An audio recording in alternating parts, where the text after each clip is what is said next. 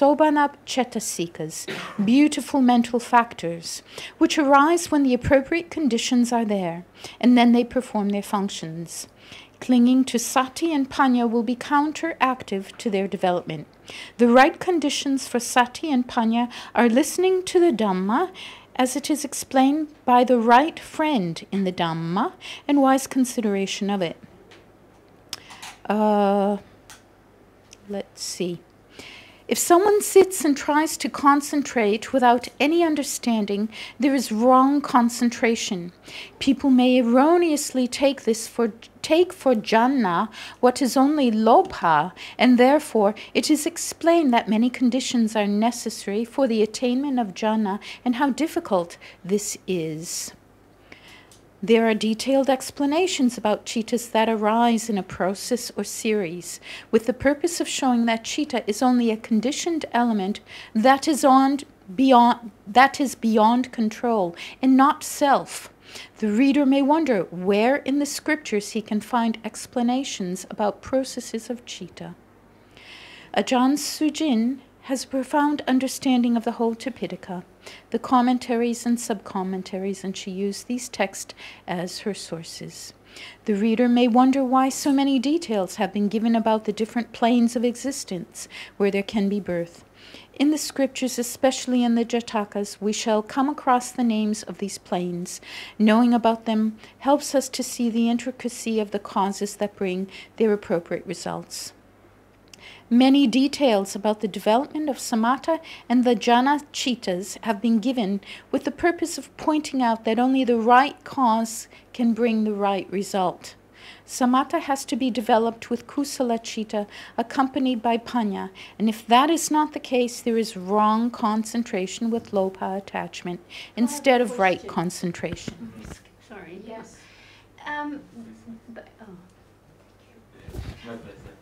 Ajahn, with somebody who's meditating and have had pleasant experiences, and they continue to do that, like I have a few friends back home, and it's really difficult to, like, for some of those people to see that it is still a self that's doing, you know, like sitting and thinking they have no thoughts. And so my question is that one of the pernicious wrong views? Because it's in there. Oh, okay. So if anyone wants to have a look. Right. Is that a preface to the book? Yes. Okay. Right, that's, yeah. Because that then you, when you hear the true word of the Buddha, it's really difficult for them to grasp that the self is so subtle, can be so subtle.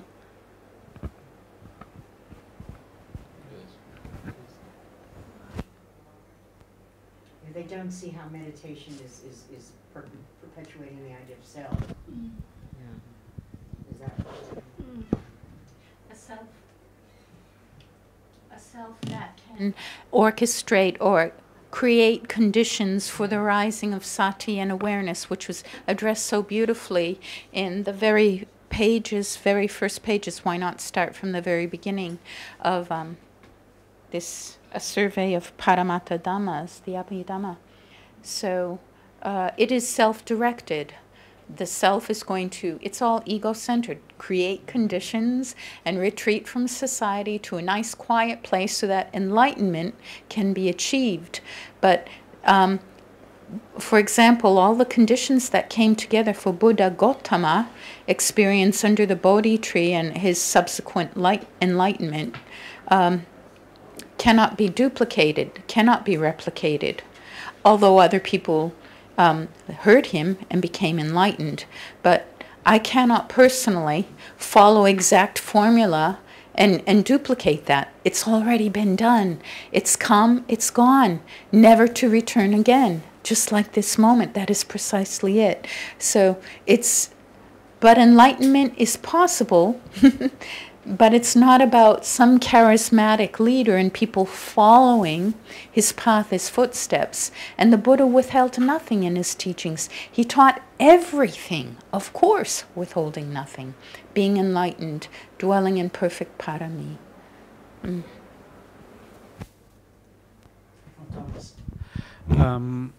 You're here because your wife and mother-in-law wanted you to come, and you also wanted on your own. You're interested. No, just in support of my wife. And are you interested in listening to the I'm Dhamma? not of any religion. I believe that in Buddha, and I believe he was here, but I don't believe in following religion of any kind. And what are you? I mean, if I may ask, are you interested in something else? I mean, not as a hobby. But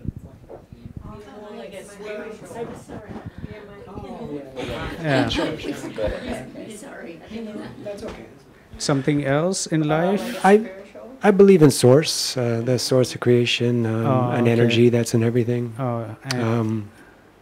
But I don't believe in following anybody. I believe in following your heart, following yourself.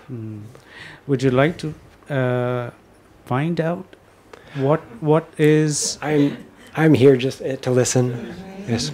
No, I'm talking about not about the Buddha's teachings right now. I'm just talking. Are you interested in finding out the truth of what you believe in? Means you said you believe in certain things. I believe in source, and I believe that's all that counts. Do you want to understand? That's my word for God. Right. So what you take for God, would you like to... It's just a word. Would you like to find out what's actually going on when you say, I believe in God, or you conceive of the idea? And, I mean, because all sorts of people believe in all sorts of things, and it's easy to just believe. But the question is, you just want to believe? You just want to leave it at that I believe and that's it? Or you want to really find out if what you believe in is true? I guess I don't understand the question.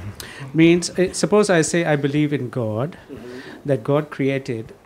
Do I want to find out if that's really true? Or I am happy to just stick to my beliefs and don't want to talk about it? Yes, correct. I believe, and that's my truth. Okay. That's my own personal truth. You have your truth. Everyone has their own truth. And even that statement, each person has his own truth. How valid is that statement? It's only valid to you. It's only true to you, right? So there's no such thing as truth. Truth is relative. It is. Is that true? It's relative. So you believe truth is relative. There's no absolute truth. I believe there are absolute truths in the universe, laws that the universe goes by, like cycles, natural laws, cause and effect, karma, that kind of thing. But I think our perceptions distort things. So you believe in perception? Yes. As performing a person. Not as truth. Doing certain things, as in distorting or not distorting, right? The senses distort. So distorting means it's not it does not understand the truth when it's distortion. I have a question. Maybe perception, like truth is subjective and a person sees, and it's sort of like their view of things. Do you know God? No, Ajahn Sujina, actually he not really believe in God, to be honest. I do. Why would you say that I don't? Give her when she asked the question. Yes, it gets recorded. That's I'm so no. I didn't mean to say like that, but I mean like you know what I mean? No, actually. What? Yes, we. Yes, yes, exactly. Just different word. Oh, I gotcha. Yeah. So, we're married. You should know that. No, because we talked about it before, and you said that you not believe in anything. You know what I mean? you believe in the true, the source, the If you hold the microphone exactly. here, so we can catch it. yes, but I didn't know that the source that you mean God from the first place, yeah. Just switch it on. Because relax, everything you say can and will be used Whoops. against you. No, not at all. You're with friends. Totally. Do you know God? Does anybody? No. You have to know what we believe. I would like to, but I believe that, just live in your own light will lead you there. Just common sense. Do unto others. I know that's a Christian thing, but it's also in Buddhism, I understand. Only hearing the word God, you believe that? I believe there's a source for everything. I believe there's an intelligence that just runs through everything. All people, all things, even inanimate objects. And that's it for me. That's what I know. Yeah, but that's I'd what I like feel. to know God that you believe. What's that? Can you Can you say more about Yeah, this God? about God. Also? What are the characteristics of it? Oh no, I spoke all I know. You just mentioned an underlying a wisdom. All right, that's an attribute of God, of this source, a certain wisdom that runs through everything. Is that correct? Okay. I don't know. I don't have the answers. But just from your view about truth, from your viewpoint. I don't have an answer for that. They're putting you in a safe. Yeah, no, I'm about over it. Okay. Right.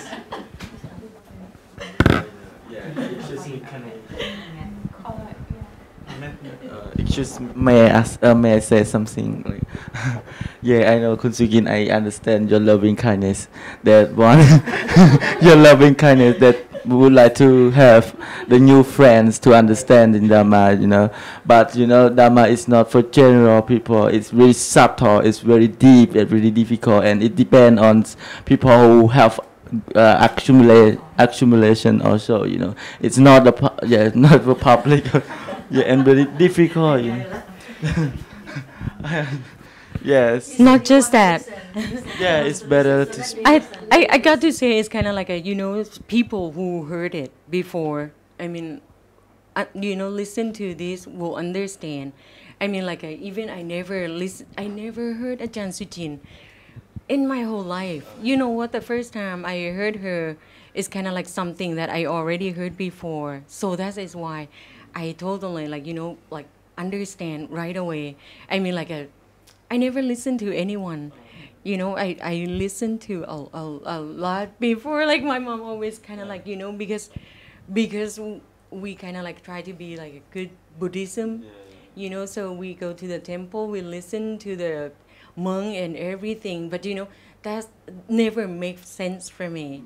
But the first time I listened to Ajahn Sujin, everything is totally open door.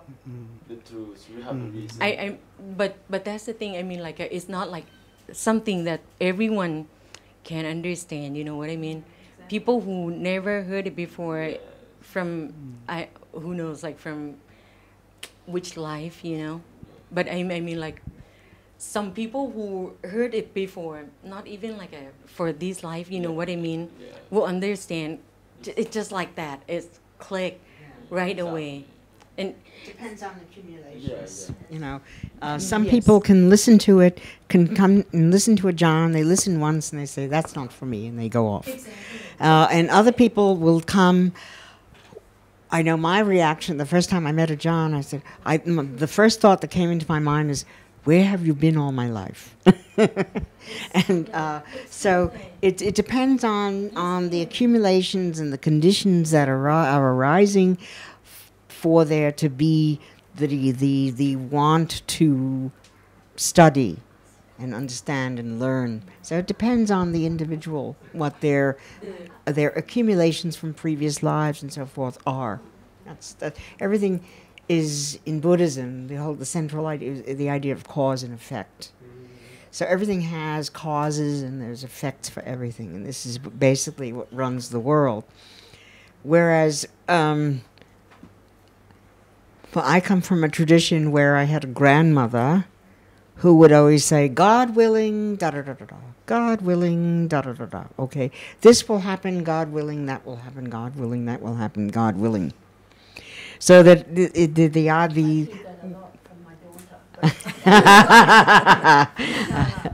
Inshallah, it's the same thing. It means exactly the same thing, the Inshallah.